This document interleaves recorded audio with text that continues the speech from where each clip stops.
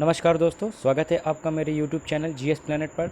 Economics के lecture शुरू हो चुके हैं। 3 लेक्चर उसमें मैंने कंडक्ट किए हैं।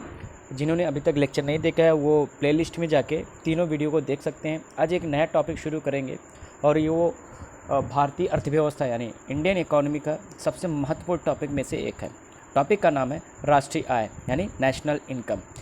जैसे आपके परिवार की इनकम होती है, आपकी व्यक्तिगत इनकम होती है, वैसे ही क्या है पूरे राष्ट्र की भी इनकम होती है। तो राष्ट्र की इनकम कैसे जनरेट होती है, क्या क्या चीज़ें उसमें शामिल होती हैं, ये सारा कुछ देखेंगे आज के टॉपिक में। तो शुरू करते हैं। तो सबसे पहले एक बैकग्राउंड देखेंगे। बैकग्राउंड का मतलब होता है कि राष्ट्रीय आय की शुरुआत कैसे हुई, ठीक है। इसको लेकर क्या भारत में इतिहास क्या कहता है, वो सारी चीज़ें हम लोग देखेंगे, ठीक है। तो सबसे पहली बात तो आपसे पूछा जाए कि भारत में राष्ट्रीय आय की गणना पहली बार किसने की, तो किसने की सबसे पहले गणना, मेरे ख्याल से आप बताइए। अच्छा, दिया है ऑलरेडी, तो कोई टेंशन वाली बात नहीं। भारत में पहली बार राष्ट्रीय आय यानी नेशनल इनकम को एस्टिमेट करने का काम किया है दादा भाई नौरोजी ने। दादा भाई नौरोजी जो क्या थे, एक स्वतंत्रता सेनानी थे। क्या थे? एक स्वतंत्रता सेनानी थे, कांग्रेस के लीडर थे, कांग्रेस के अध्यक्ष भी रह चुके हैं। एग्ज़ाम में एक और प्रश्न बन सकता है कि कांग्रेस की किस अधिवेशन की उन्होंने अध्यक्षता की थी, तो 1886 में जो दूसरा अधिवेशन हुआ था, कहाँ, कलकत्ता में, तो वहाँ पर इन्होंने उसकी अध्यक्षता की थी। तो ये भी क्वेश्चन इतिहास से पूछा जाता है, एग्ज़ाम में पूछा जा सकता है कि दादा भाई नौरोजी ने कांग्रेस की किस अधिवेशन की अध्यक्षता की थी, तो 1886 में की थी, सेकेंड अधिवेशन की, जो कि कलकत्ता में हुआ था। तो ये बातें हो गई। तो इन्होंने राष्ट्रीय आय के क्षेत्र में क्या काम किया, तो इन्होंने एक अपनी पुस्तक लिखी 1868 में ब्रिटिश पॉलिसीज़ को, यानी ब्रिटिश पॉलिसी को, कैसी पॉलिसी, ब्रिटिश इकोनॉमिक जो पॉलिसीज़ थी, ठीक है, ब्रिटिश सरकार की जो आर्थिक नीति थी उसकी इन्होंने आलोचना करते हुए एक पुस्तक लिखी थी और उस पुस्तक का नाम था poverty and un British rule in India.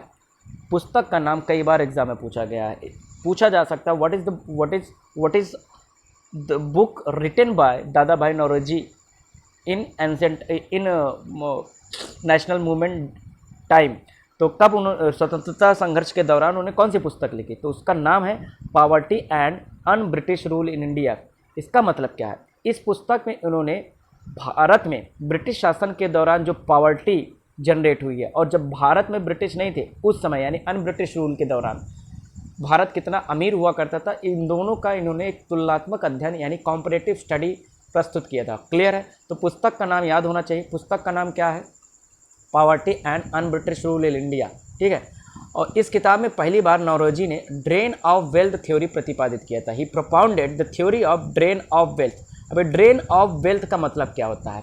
इसे हिंदी में कहा जाता है बहिर्गमन का सिद्धांत, धन बहिर्गमन का सिद्धांत। क्या बोलते हैं? धन बहिर्गमन का सिद्धांत। धन बहिर्गमन का मतलब क्या है? देखिए, अगर इसको हम समझते हैं कि जो ईस्ट इंडिया कंपनी थी, शुरुआत में वो भारत आई थी, ठीक है। कब आई थी ईस्ट इंडिया कंपनी भारत में?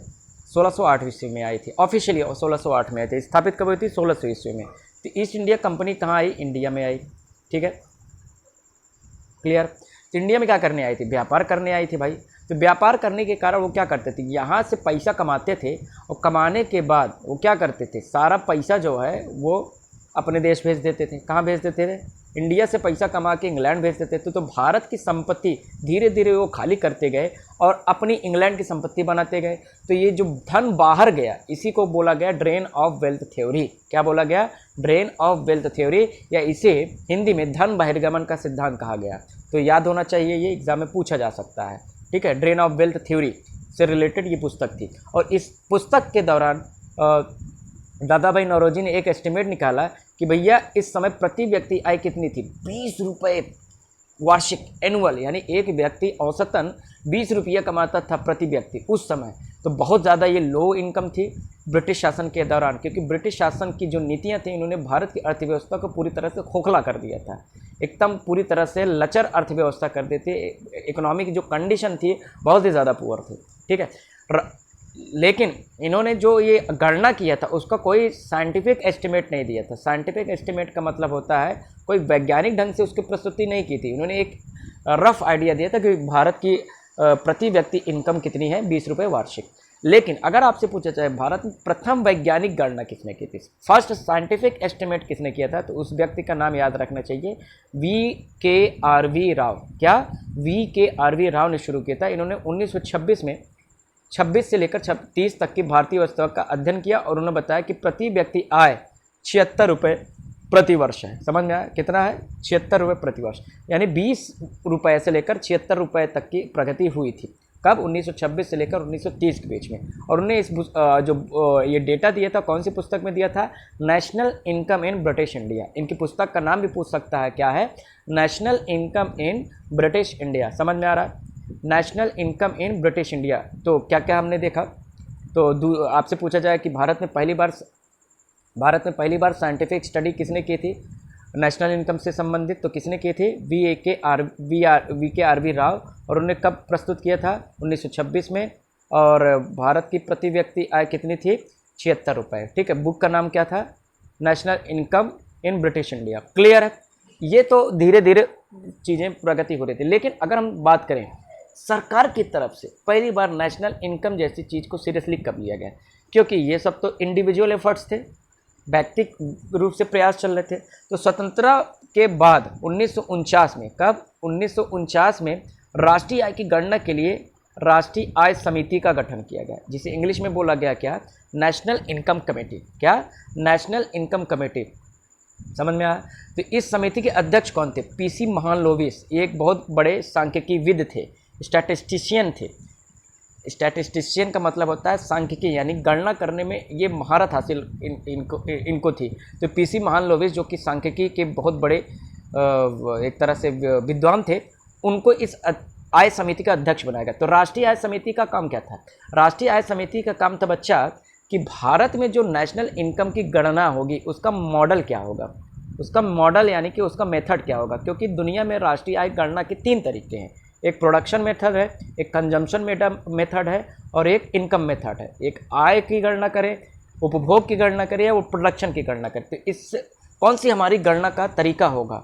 तो ये राष्ट्रीय आय समिति यही काम करेगी और अध्यक्ष इसके कौन होंगे, PC महालनोबिस। तो एग्जाम में पूछा जा सकता है कि राष्ट्रीय आय समिति का गठन कब हुआ था, तो जब गठन पूछा जाए तो क्या होगा, 1949। क्या होगा, 1949। अगर पूछा जाए इस समिति के अध्यक्ष कौन थे, तो PC महालनोबिस। ठीक है, तो ये सारी चीज़ें थी। एक और जो इम्पोर्टेंट फैक्ट इसमें है कि ये तो आय समिति थी, आय समिति ने अपनी रिपोर्ट दे दी। कब दे दी, 1951 में रिपोर्ट देती है। और उन्होंने बोला कि एक फुल डेडिकेटेड ऑर्गेनाइजेशन होना चाहिए। क्या होना चाहिए, एक फुल डेडिकेटेड ऑर्गेनाइजेशन होना चाहिए, जिसका काम ही यही हो कि साल में एक बार भारत की राष्ट्रीय आय से संबंधित डेटा जारी करे। और उसका नाम क्या रखा गया, CSO। क्या रखा गया, CSO, सेंट्रल स्टैटिस्टिकल ऑर्गेनाइजेशन। क्या, सेंट्रल स्टैटिस्टिकल ऑर्गेनाइजेशन। इसका गठन कब हुआ था, 2 मई 1951। तो एग्जाम में पूछा जा सकता है कि CSO का गठन कब हुआ था, तो 1951। राष्ट्रीय आय समिति का गठन कब हुआ था, 1949। क्लियर है, समझ में आ रहा है। सेंट्रल स्टैटिस्टिकल ऑर्गेनाइजेशन जिसे केंद्रीय सांख्यिकी आयोग का कहा जाता है। तो ये तब से प्रत्येक वर्ष राष्ट्रीय आय की गणना केंद्रीय सांख्यिकी आयोग ही करता है। तो ये कुछ बैकग्राउंड था। तो यहाँ से कुछ चीज़ें आपको पता होनी चाहिए। पहली चीज़ क्या होती है, भारत में पहली बार राष्ट्रीय आय की गणना किसने की, तो दादा भाई नौरोजी ने की थी। कितने की, दादा भाई नौरोजी। पुस्तक का नाम poverty and British rule in India. और इनमें इन्होंने कौन सी थ्योरी दी थी, ड्रेन ऑफ वेल्थ थ्योरी। और राष्ट्रीय आय कितनी थी, 20 रुपये प्रति वर्ष प्रति व्यक्ति। तो वैज्ञानिक गणना पहली बार किसने की थी, VKRV राव ने। इन्होंने, इनकी पुस्तक का नाम क्या था, national income in British India. प्रति व्यक्ति आय क्या गणना की थी, 76 रुपये। और भारत में CSO की स्थापना कब हुई थी, 1951 में। तो ये कुछ बैकग्राउंड था। इसके अलावा अभी थोड़ा सा और बैकग्राउंड है। देखो, 2 चीज़ होती है राष्ट्रीय आय की गणना करते समय, 2 चीज़ होगी। नेशनल इनकम मान लीजिए, सबसे पहला काम होगा डेटा कलेक्ट करना है।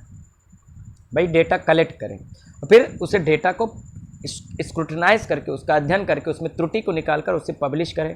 तो सबसे पहले डेटा कलेक्ट करो, फिर उसे पब्लिश करो, राइट। तब ये 2 काम होगा। तो डेटा को कलेक्ट करने का काम किसको दिया गया, NSSO। किसको दिया गया, नेशनल सैंपल सर्वे ऑर्गेनाइजेशन। और इसका गठन कब हुआ था, 1950 में। कब हुआ था, 1950 में, नेशनल सैंपल सर्वे ऑर्गेनाइजेशन। ठीक है, इसे हिंदी में बोलते हैं राष्ट्रीय नमूना सर्वेक्षण संगठन। छोड़ो, जाने दीजिए, तो ऐसे ही याद रखिएगा, नेशनल सैंपल सर्वे ऑर्गेनाइजेशन। इसका काम क्या है, डेटा कलेक्ट करना। इसका काम क्या था, डेटा कलेक्ट करना। कलेक्ट का मतलब समझ रहे हो ना, घर घर जाके, घर घर जाके क्या करेगी, डेटा कलेक्ट करेगी। और ये डेटा कलेक्ट करके किसको देगी, बोलो, डेटा कलेक्ट करके किसको देगी, जाहिर सी बात है किसको देगी। देखो समझिए, NSSO है, इसने क्या किया, डेटा कलेक्ट किया, डेटा कलेक्शन मतलब DC लिख दिया, डेटा कलेक्ट करके इसने किसको दे दिया, CSO को दे दिया। अब CSO उसको जांच पड़ताल करके पब्लिश कर देगा नेशनल इनकम। समझ में आया, ये पूरी कहानी हुआ करती थी। लेकिन भारत सरकार ने 2019 में एक महत्वपूर्ण निर्णय लिया, क्या कि CSO और NSSO, यहाँ O है, NSSO दोनों को मिलाकर नेशनल स्टैटिस्टिक्स ऑफिस कर दिया, यानी NSO कर दिया। अब आपसे पूछा जाए कि 2019 के बाद से भारत में राष्ट्रीय आय की गणना कौन करेगा, NSO, और कलेक्शन भी कौन करेगा, NSO। समझ में, राष्ट्रीय सांख्यिकी कार्यालय। तो 1951 में किसका गठन हुआ था, CSO, अब वो क्या हो गया है, NSO। समझ में आया, NSSO भी क्या हो गया, NSO। तो ये भारत में राष्ट्रीय आय की गणना से संबंधित इतिहास है, उसका हिस्ट्री, उसका एवोल्यूशन है, उसका विकास क्रम है। अब हम बात करते हैं राष्ट्रीय आय की गणना होती कैसे है। ठीक है, तो राष्ट्रीय आय की गणना करने के लिए आपको कुछ कंसेप्ट चाहिए होते हैं, कुछ अवधारणाएं हैं महत्वपूर्ण जिनको समझना बहुत ज़रूरी है। उसमें सबसे पहले होती है GDP, एक होती है GDP, दूसरी चीज़ होती है GNP, क्या होती है, GNP, तीसरी चीज़ होती है NNP। तो ये तीन चीज़ें आपको निकालनी आनी चाहिए। ये तीनों चीज़ जब निकल जाती है तब जाके आपको राष्ट्रीय आय से संबंधित आंकड़े उपलब्ध होते हैं।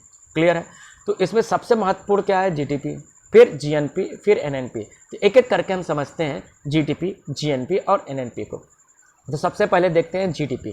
GDP का फुल फॉर्म क्या है, ग्रॉस डोमेस्टिक प्रोडक्ट। ग्रॉस का मतलब होता है सकल, यानी संपूर्ण, सकल घरेलू उत्पाद। नाम में ही इसके देखिए, अभी इसको परिभाषा मत सोचिए, इसकी परिभाषा ब्लैंक रखिए, एकदम सोचिए। अब आप समझिए कि इसमें क्या होगा, एक मिनट। हाँ, अभी एकदम परिभाषा को मत देखिए, आपको मैं सिंपल वे में समझाता हूँ थोड़ा सा। यहाँ पे अच्छे से समझ में आएगा। थोड़ा सा ब्लैंक पेपर ले लेते हैं। देखिए, तीन चीज़ें हैं आपको हमने बताया। सबसे पहले क्या है, आपको GDP पता होना चाहिए, फिर आपको GNP निकालना आना चाहिए, फिर आपको NNP। ये तीन चीज़ निकल जाएगी, NNP से ही नेशनल इनकम निकलेगी। ठीक है, इनका फुल फॉर्म भी मैं आपको बता दूंगा। अभी के लिए केवल GDP पर फोकस करते हैं। किस पर फोकस करते हैं, GDP। नाम में देखिए घरेलू, घरेलू का मतलब क्या होता है, डोमेस्टिक, इंग्लिश में बोलते हैं डोमेस्टिक। घरेलू का मतलब क्या होता है, घर के अंदर। ठीक, क्लियर है। अब मैं आपसे पूछूं, आपके घर में कौन रहता है, तो घर के अंदर जाहिर सी बात है, घर के अंदर कौन रहता है, आपके फैमिली मेम्बर्स रहते हैं। तो क्या फैमिली मेम्बर्स के अलावा और कोई नहीं रह सकता, रह सकता है ना, मेहमान आके रह सकते हैं ना बाहर से। ऐसा तो है नहीं आपने घर के बाहर लिखा कि हमारे यहाँ मेहमानों का मतलब प्रवेश वर्जित है, नहीं ना। हाँ, तो ऐसे समझिए। तो एक है सकल, सकल का मतलब संपूर्ण, पूरी तरह से। ठीक है, इसको तो समझने में कोई दिक्कत नहीं। घरेलू का मतलब होता है घर के अंदर, और उत्पाद का मतलब क्या होता है, जो बनकर तैयार हुआ है। अब उत्पाद दो तरह के होते हैं, एक होता है वस्तु और एक होता है सेवा। क्या होती है, सेवा। भाई सेवा का भी तो उत्पादन होता है, हमने पिछले लेक्चर्स में आपको बताया था। वस्तु जो हमें दिखाई देती है, टमाटर, समोसा, पैंट, शर्ट, किराने के आइटम, मोटर पार्ट्स, कुछ भी जो दिखाई दे रहा है उसका उत्पादन। और सेवा का मतलब जो नहीं दिखाई देता और उसका क्रय विक्रय होता है। एजुकेशन, हेल्थ, ट्रांसपोर्टेशन, सिनेमाघर, इंटरटेनमेंट, ये सब सेवा में आता है। तो चाहे सेवा का उत्पादन हो चाहे वस्तु का उत्पादन, दोनों उत्पाद कहलाता है। क्लियर है, अब समझते हैं। संपूर्ण रूप से घर के अंदर अगर वस्तु और सेवा का उत्पादन हो रहा है तो इन दोनों का जो है एक मॉनेटरी वैल्यू निकाल लो। मॉनेटरी वैल्यू मतलब मौद्रिक मूल्य। क्या, मौद्रिक मूल्य। ठीक है, मौद्रिक मूल्य मतलब भैया जैसे 10 किलो आलू उत्पादन हुआ तो हम ये थोड़ी ना कहेंगे इनकी GDP 10 किलो आलू के बराबर, नहीं, आलू की कीमत निकाली जाएगी, उसकी मॉनेटरी वैल्यू यानी मौद्रिक मूल्य। मान लो 20 रुपये किलो का है तो 10 किलो का कितना होगा, 200 रुपया का उत्पादन हुआ। सेवा भी, उसी की सेवा का भी मौद्रिक मूल्य निकाला जाएगा। तो घर के अंदर, अब जाहिर सी बात है घर के अंदर कौन लोग रहते हैं, घर के अंदर दो तरह के लोग हो सकते हैं ना।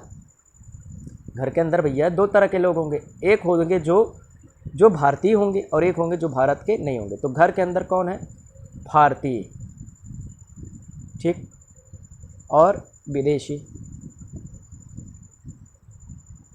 ठीक है, तो भारत में विदेशी भी रह रहे हैं। अब समझिए, तो भारत की सीमा के अंदर, समझिए, भारत की सीमा के अंदर चाहे भारतीय हो चाहे विदेशी हो, मिलकर जो वस्तु और सेवा का उत्पादन करते हैं उनका मौद्रिक मूल्य निकाल लें तो क्या कहलाएगा? सकल घरेलू उत्पाद यानी कि जीडीपी। क्या कहलाएगा? जीडीपी। अब देखो इसको आराम से और अच्छे से समझते हैं, ठीक।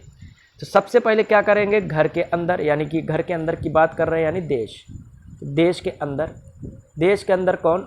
विदेशी भी हैं, वो जो उत्पादन कर रहे हैं उनका भी ले लिया जाएगा मूल्य, और जो नागरिक हैं उनका भी ले लिया जाएगा। क्लियर है? समझ में आया? इन दोनों ने मिलकर क्या किया? उत्पादन किया। किसका? सेवा और वस्तु का।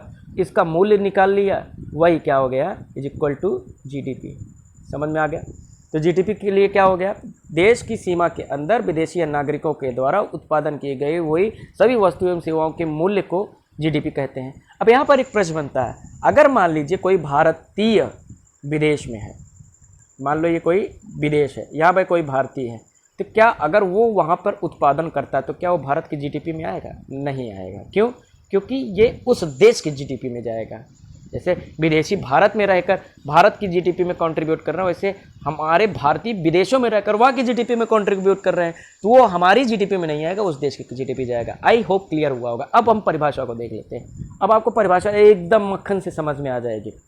क्या लिखा है? एक वित्तीय वर्ष यानी एक फाइनेंशियल ईयर में, फाइनेंशियल जाहिर सी बात है हर साल उसकी काउंटिंग होगी, ठीक है। एक फाइनेंशियल ईयर में देश की भौगोलिक सीमा, फिजिकल बाउंड्री के अंदर, मैंने आपको बताया देश के अंदर, जैसे ये भारत है इसके अंदर, क्लियर है, के अंदर जो वस्तु और सेवा यानी गुड्स एंड सर्विसेज का निवासी या अनिवासी, अनिवासी मतलब विदेशी के द्वारा उत्पादन होता है, उसका अंतिम मौद्रिक मूल्य यानी फाइनल मॉनेटरी वैल्यू निकाला जाता है, वह जीडीपी कहलाता है। सिंपल सी बात हो गई, क्लियर हुआ। अब मैं आपसे प्रश्न यहाँ पर करता हूँ। मान लेते हैं आईपीएल चल रहा है। क्या चल रहा है? आईपीएल चल रहा है। आईपीएल का मतलब समझते हो? Indian premier league. क्या चल रहा है? इंडियन प्रीमियर लीग भारत में खेला जा रहा है मान लीजिए। तो अगर बात करते हैं हम कि कोई विदेशी प्लेयर का नाम बताओ बढ़िया सा, एबी डिविलियर्स, ठीक है। एबी डिविलियर्स की बात करें, ये साउथ अफ्रीकन है, ठीक है। ये भारत में आके खेलते हैं और कौन सी टीम से खेलते हैं आपको पता है? आरसीबी। किससे? आरसीबी यानी कि रॉयल चैलेंजर बेंगलोर से खेलते हैं, राइट। तो रॉयल चैलेंजर बेंगलोर ने इनको पेमेंट किया मान लो 5 करोड़ रुपए की। किसकी? कितना? 5 करोड़। तो जायज़ बात है इन्होंने कितनी सेवा बेची अपनी? 5 करोड़ में, और इन्होंने सेवा खरीदी कितने की? 5 करोड़ की। ये सारा का ट्रांजैक्शन कहाँ हुआ है? भारत में हुआ है ना भाई। तो ये भले विदेशी है, तो ये भारत में आके इन्होंने सेवा का उत्पादन किया है, इसीलिए एबी डिविलियर्स जो भी पैसा कमाएंगे वो भारत की जीडीपी में जाएगा। क्लियर है? अब हम दूसरी बात कर लेते हैं, दूसरा सिनेरियो लेते हैं। तो दूसरे सिनेरियो में अगर हम बात करें तो क्या होगा? दूसरे सिनेरियो में होगा, एक मिनट, दूसरे सिनेरियो में क्या होगा? मान लेते हैं विराट कोहली, ठीक। विराट कोहली गए इंग्लैंड, वहाँ पे क्रिकेट खेले। इंग्लैंड में खेलने के बाद इनको जो है मान लो 5 करोड़ इनको भी मिला, ठीक है। तो क्या होगा? वो भारत, अब मैं यहाँ इनकम की बात नहीं कर रहा हूँ, सिर्फ जीडीपी की बात कर रहा हूँ। तो क्या भारत की जीडीपी में काउंट होगा? नहीं काउंट होगा। वो कहाँ की काउंट होगा? वो इंग्लैंड की जीडीपी में काउंट होगा। समझ में आ गया? तो अगर इतना क्लियर हो गया है तो आपको जीडीपी समझ में आ गया है, ठीक है। तो फिर से देख लेते हैं। एक वित्तीय वर्ष में देश की भौगोलिक सीमा के भीतर वस्तु एवं सेवा का जो उत्पादन होता है किसी के भी द्वारा, विदेशी या देशवासियों के द्वारा, उसका अंतिम मौद्रिक मूल्य निकाला जाता है, वो जीडीपी कहलाता है। ग्रॉस डोमेस्टिक प्रोडक्ट, ग्रॉस मतलब संपूर्ण, या किसी अर्थव्यवस्था की आंतरिक शक्ति को दर्शाता है। जाहिर सी बात है अगर हमारे देश के अंदर उत्पादन हो रहा है, कोई भी आके उत्पादन कर रहा है, तो हमारी इंटरनल पावर को दिखा रहा है ना। दूसरी बात क्या है? या अर्थव्यवस्था की उत्पादकता की मात्रा यानी कि प्रोडक्शन कैपेसिटी को बताता है कि भैया अगर किसी की देश की जीडीपी लगातार बढ़ रही है। देखिए इसलिए सरकारें आपको बार बार कहती है जीडीपी बढ़ाओ, जीडीपी बढ़ाने का मतलब यही होता है, इसका पॉजिटिव साइन ये होता है बच्चा कि देश की अर्थव्यवस्था ग्रो कर रही है। भाई जब उत्पादन ज़्यादा होगा तभी तो इकॉनमी ग्रो करेगी। तो जीडीपी को बढ़ने की मतलब है, जीडीपी की में वृद्धि का मतलब है कि इकॉनमी ग्रो कर रही है। इसलिए उत्पादकता की मात्रा अनुमान देता है, लेकिन ये गुणात्मकता की बात नहीं करता है। यहाँ पर ध्यान दीजिए क्या लिखा है, ये क्वालिटी के तत्व को नहीं दर्शाता। अब ये मतलब नहीं समझ में आया होगा। अब समझिए जीडीपी बढ़ रही है तो जरूरी है क्या गरीबी खत्म हो रही है? ऐसा नहीं हो सकता, जरूरी नहीं है। मतलब जैसे अगर मान लेते हैं इसको ऐसे समझिए कि देश में आपको पता है कि बहुत सारे अमीर भी हैं और बहुत सारे गरीब भी हैं। तो देश में मान लेते हैं कुल मिलाकर अभी देश की जीडीपी कितनी है, 3 ट्रिलियन के आसपास है। कितना है? 3 ट्रिलियन, जैसे क्या, 3 खरब डॉलर है। ठीक है, 3 खरब डॉलर ये भारत की अर्थव्यवस्था की माप है, जीडीपी है। क्लियर है? तो पहले, आज के 10 साल पहले कितना था? 2 था, 2 ट्रिलियन। तो 2 से हम 3 हुए ना। लेकिन क्या आपको लगता है कि देश में गरीबी कम हुई? नहीं ना, गरीबी बहुत ज़्यादा ख़त्म नहीं हुई। गरीबी में कमी आई है, लेकिन उस उल्लेखनीय दर से कमी नहीं है जिस उल्लेखनीय दर से हम जीडीपी में ग्रोथ करते हैं। ऐसा क्यों? क्योंकि अमीर और अमीर हुआ है, गरीब ही बना रहेगा। तो जरूरी नहीं जीडीपी बढ़ रही है तो देश प्रगति कर रहा हो, एक तरह की प्रगति का सूचक है, लेकिन वो पूरी तरह से सभी को फ़ायदा दे रहा है, जरूरी नहीं। इसको एक और एग्जाम्पल से समझते हैं और अच्छे से समझते हैं। जैसे आपके मान लेते हैं कोई घर है, ठीक, उसमें 5 मेंबर हैं, ठीक, पाँचों की अलग अलग इनकम है। तो अगर पाँचों की इनकम मिलाकर हम बात करें, इस फैमिली में 500 रुपये की इनकम होती है डेली। ठीक, कल मान लेते हैं जिसमें सब 100 रुपये कमा रहे थे। ठीक है, कल मान लेते हैं कि पूरी फैमिली की इनकम एक हफ्ते बाद 1000 रुपये हो गई। ठीक, लेकिन उसमें हुआ क्या कि 2 लोग मिलकर 500 का कंट्रीब्यूशन कर रहे हैं, बाकी 3 लोग नहीं कमा रहे हैं। तो पूरे ओवरऑल फैमिली की तो इनकम बढ़ी ना, लेकिन अगर हम बात करें अंदर जाकर तो 3 लोग गरीब हो गए और 2 लोग अमीर हो गए हैं। तो देश में भी यही हो रहा है। तो जीडीपी तो बढ़ रही है, नो डाउट, लेकिन गरीबी ख़त्म उस हिसाब से नहीं हो रही। इसलिए हमेशा ध्यान दीजिए, जीडीपी हमेशा क्वांटिटेटिव इंक्रीमेंट को प्रदर्शित करता है। हाँ, मात्रात्मक वृद्धि को दर्शाता है, गुणात्मक वृद्धि को नहीं। अब जीडीपी समझ में आ गया। अब जीडीपी के बाद दूसरा जो इंपॉर्टेंट चीज़ है क्या? एनडीपी, नेट डोमेस्टिक प्रोडक्ट, शुद्ध घरेलू उत्पाद। शुद्ध का मतलब होता है जो बच गया, जो आपके हाथ में आया एक्चुअल में, वही है शुद्ध। अब जैसे मान लेते हैं कि कोई बॉटल कंपनी है, क्या है? बॉटल कंपनी है मान लीजिए। ठीक है, ये बॉटल क्या करता है? डेली 1000 बोतल बनाता है। ठीक, तो 1000 बोतल बनाता है, तो 1000 बोतल, मान लो एक बोतल की 10 रुपये कीमत हो गई, तो इसकी जो है जीडीपी कितनी हो गई? एक दिन की 10,000 रुपये। कितनी हो गई? 10,000 रुपये इसकी जीडीपी हो गई। क्लियर है? 10,000। तो लेकिन इसमें होता क्या है, 10 बोतल फूट जाते हैं, 10 बोतल डिस्ट्रॉय हो जाते हैं, तो 990 ही तो बचा। तो 990 का मतलब इसकी जीडीपी तो पूरी 10,000 की है, लेकिन इसमें वो 10,000 रुपया इसके हाथ में नहीं आएगा। इसके हाथ में सिर्फ 990 जो सही सलामत बोतल है उनकी कीमत, यानी 9,990 रुपये ही आपके इसके हाथ में आएंगे, 9,900 ही आएंगे। 100 रुपये तो इस बोतल की कॉस्ट भी चली जाएगी ना, तो वही है, उसको हटा दो। जो नेट हाथ में आ रहा है वही है क्या? आपका net domestic product. I think समझ में आया होगा। अब परिभाषा देखते हैं। शुद्ध घरेलू उत्पाद किसी अर्थव्यवस्था का, इकॉनमी का वह जीडीपी है जिसमें एक वर्ष का मूल्यह्रास, घिसावट, टूट फूट, कैपिटल डेप्रिसिएशन, मतलब इंग्लिश में बोलते हैं, को घटाकर प्राप्त किया जाता है। मतलब समझ में आया कि जो कुछ संपूर्ण था, जीडीपी संपूर्ण उत्पादन था, उसमें से जो हमारा घिसावट निकल गया। अब जैसे मान लो मशीन है, मशीन हमने खरीदा, ठीक है, मशीन की उत्पादन क्षमता 1000 बोतल पर डे है, तो जाहिर सी बात है धीरे धीरे क्या हो गई, इसकी उत्पादन क्षमता घटेगी ना। समझ में आ रहा है? तो इसकी उत्पादन मान लो अगले महीने कितना कर रहा है, सिर्फ 990 बोतल कर रहा है, तो 10 बोतल घट गई ना। तो वही जो घिसावट है उसी को बोला जाता है मूल्यह्रास। क्या कहा जाता है? मूल्यह्रास, या कैपिटल डेप्रिसिएशन कहा जाता है। क्या कहा जाता है बच्चा? Capital depreciation. तो सिंपल सा फॉर्मूला है, NDP is equal to what? GDP minus depreciation. जितने का टूट फूट हुआ है, जितने का घिसावट हुआ है, जितने का मूल्यह्रास हुआ है, उसको हटा दो तो नेट डोमेस्टिक प्रोडक्ट हो जाता है। अब ये मूल्यह्रास क्या होता है बेटा? कैपिटल डेप्रिसिएशन क्या होता है? सामान्य अर्थ में मूल्यह्रास किसी वस्तु या संपत्ति के मूल्य में समय के साथ साथ होने वाली गिरावट को दर्शाता है। अब आज मोटरसाइकिल आपने खरीदा 60,000 रुपये में, एक महीने बाद उसकी कीमत कितनी हो गई? 40,000। तो 20,000 रुपये का क्या आया है? घिसावट आया है, मूल्य में घिसावट आया है। ये क्या है? मूल्यह्रास है, ये कैपिटल डेप्रिसिएशन है। तो जब हम देश की जीडीपी निकालते हैं तो उसमें इसको काउंट नहीं करते हैं, लेकिन जब एनडीपी निकालते हैं तो उसमें इसको काउंट करते हैं। समझ में आ गया? तो एनडीपी भी क्लियर हो गया होगा।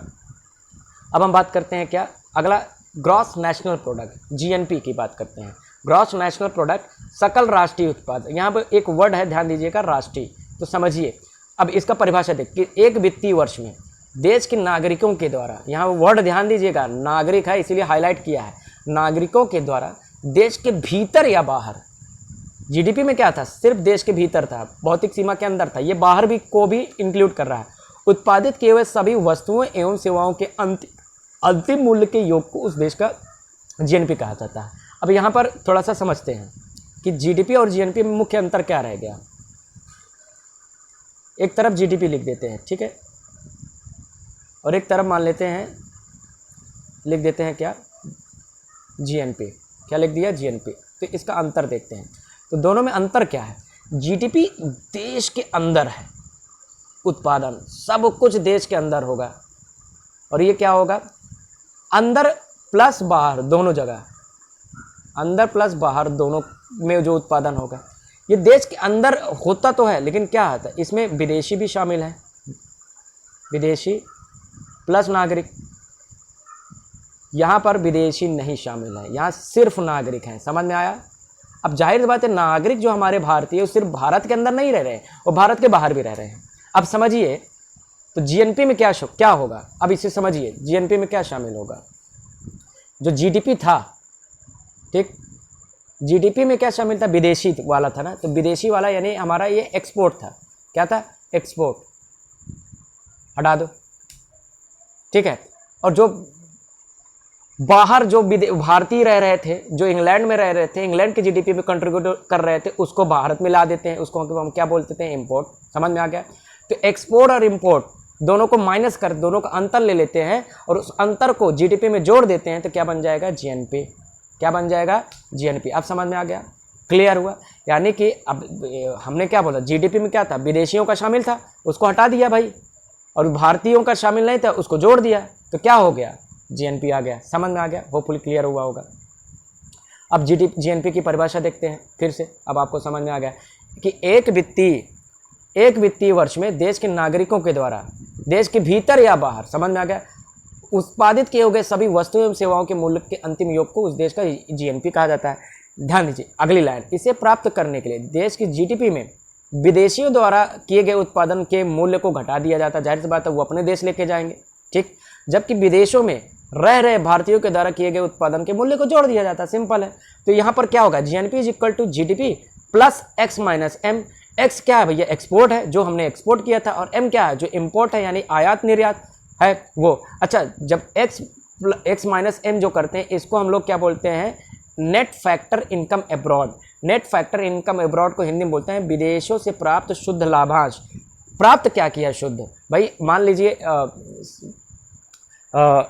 एक्सपोर्ट हमने 5 रुपए का किया और इंपोर्ट कितने का किया, 10 रुपए का किया, तो 5 माइनस 10 इज इक्वल टू कितना हो गया, हम बोलो, 5 माइनस 10 इज इक्वल टू क्या होगा, -5।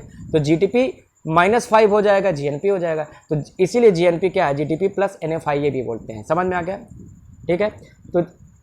तो जीएनपी इज इक्वल टू चाहे GDP plus X minus M. ध्यान दीजिए, एग्जाम में यही कंफ्यूज कराएगा, यहाँ जीडीपी दे देगा, माइनस एक्स माइनस एम दे देगा। समझ में आ गया। तो माइनस नहीं होना चाहिए, प्लस होना चाहिए, और एक्स माइनस एम को ही क्या बोला जाता है, NFIA, net factor income abroad. चाहे एक्स माइनस एम दे, चाहे NFIA दे, बात एक ही है। क्लियर है। कहने का मतलब विदेशों से प्राप्त शुद्ध लाभांश कौन होगा, जब भारतीयों का शामिल हो जाएगा और विदेशियों का बाहर कर दिया जाएगा। समझ में आ गया। तो ये इंपोर्ट क्या हो रहा है, बाहर जा रहा है, ठीक है, और एक्सपोर्ट क्या हो रहा है, वो अंदर आ रहा है, ठीक है, क्लियर है। तो ये था जीएनपी। अब बात करते हैं एक और चीज, लास्ट जो इसका कंसेप्ट है, एनएनपी, नेट नेशनल प्रोडक्ट, शुद्ध राष्ट्रीय उत्पाद। तो जैसे जीडीपी में क्या था, जीडीपी में हमने क्या किया था, कैपिटल डेप्रिसिएशन हटा दिया था, तो क्या बन गया था, एनडीपी। उसी तरह से क्या होगा, जीएनपी में मूल्य ह्रास यानी कैपिटल डेप्रिसिएशन, यानी जो मूल्य में आई हुई घिसावट है उसको खत्म कर दिया, तो क्या बन गया, एनएनपी। तो NNP is equal to what, GNP minus capital depreciation, ठीक है।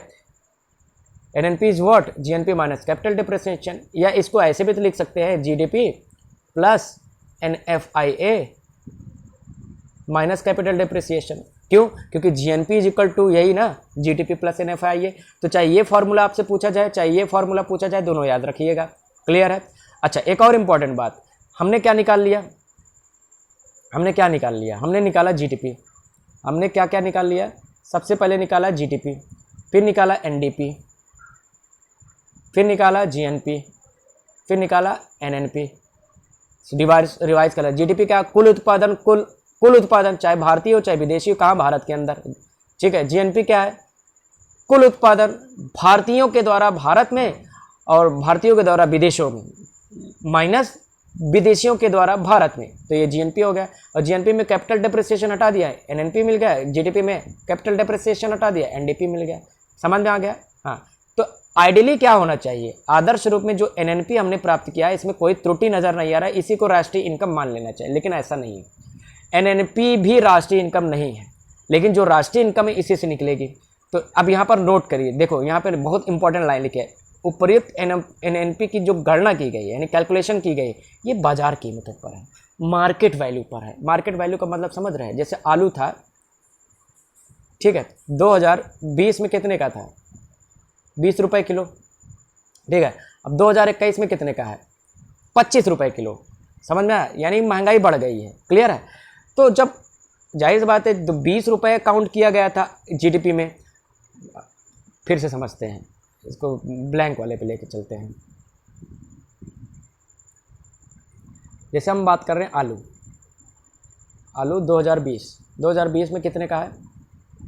20 रुपये किलो, ठीक है, 20 रुपये किलो। और मान लीजिए कितना उत्पादन हुआ था? 100 किलो उत्पादन हुआ था, तो ये 2000 रुपये हो गया ना। जीडीपी कितनी हो गई? 2000 रुपये। क्लियर है? लेकिन 2021 में क्या हो गया? आलू की कीमत कितनी हो गई? 25 रुपये। और उत्पादन कितना है? मान लो 100 ही है, तो कितना हो गया? तो जीडीपी कितनी हो गई? 2500 रुपये। तो देखा जाए तो 2000 से जीडीपी बढ़ गई ना, 2500। ये भी मार्केट प्राइस है, ये भी मार्केट प्राइस। तो क्या एक्चुअल में देखें तो क्या जीडीपी में वास्तव में वृद्धि हो रही है? नहीं ना, बिल्कुल नहीं हो रही। क्यों? 100 आलू तब भी उत्पादन कर रहे थे, 100 आलू अब भी उत्पादन कर रहे हैं। 20 रुपये का आलू उस समय कीमत थी, इस समय 25 रुपये आलू की थी। तो हमारा क्या जीडीपी ग्रो किया? बिल्कुल नहीं ग्रो किया है, लेकिन मार्केट प्राइस पे ग्रो कर रहा है ना, 2000 से 2500 आ रहा है। तो जीडीपी अगर हम मार्केट प्राइस पे निकालते हैं बच्चा, तो वो सही तस्वीर प्रदर्शित नहीं करती। इसलिए हमें क्या करना पड़ेगा? महंगाई को एडजस्ट करना पड़ेगा। हम इस 25 रुपये को 20 रुपये ही कैलकुलेट करके जब निकालेंगे, तब जाके हमें एक्चुअल डेटा मिलेगा, हमें वास्तविक डेटा मिलेगा। अब ये बाजार कीमत और जो महंगाई को एडजस्ट करने के बाद जो कीमत निकलती है उसे बोलते हैं स्थिर लागत कीमत, फैक्टर कॉस्ट। क्या बोलते हैं? Factor cost. तो फैक्टर कॉस्ट क्या है वो हम नेक्स्ट वीडियो में देखेंगे, क्योंकि लेक्चर बहुत लंबा हो जाएगा और आपको नींद आ जाएगी, निन्नी आ जाएगी आपको। उपयुक्त एनएनपी की गणना बाजार कीमतों पर मार्केट प्राइस पे की गई, जिसे राष्ट्रीय आय के रूप में मान्यता नहीं मिली है। राष्ट्रीय आय प्राप्त करने के लिए हम एनएनपी को स्थिर मूल्यों पर यानी फैक्टर कॉस्ट पर ज्ञात करते हैं। फैक्टर कॉस्ट कब निकलेगा? जब एमपी में इन्फ्लेशन को घटा देंगे, मार्केट प्राइस में इन्फ्लेशन को घटा देंगे। कैसे करेंगे उसको नेक्स्ट वीडियो में हम लोग देखेंगे। और हमारा जो राष्ट्रीय आय का फॉर्मूला है वो निकल के आ जाएगा, एनएनपी एट फैक्टर कॉस्ट, वही हो जाएगा हमारा राष्ट्रीय आय। क्लियर है? तो होपफुली मैंने जो समझाने की कोशिश की समझ में आया होगा। कहीं कोई डाउट हो तो प्लीज़ पूछ लीजिएगा कमेंट में, मैं एक्सप्लेन करने की कोशिश करूँगा। दूसरी बात क्या है कि पीडीएफ आपको मिल जाएगा। आपको करना क्या है, जो डिस्क्रिप्शन में मैं आपको लिंक दे दूँगा, लिंक को आप क्लिक करेंगे, आप हमारे कोचिंग इंस्टीट्यूट जो पीएसएस विजन एकेडमी के टेलीग्राम चैनल से जुड़ जाएंगे और वहाँ पर आपको पीडीएफ मिल जाएगा। तो आज के लिए मित्रों इतना ही। Thank you.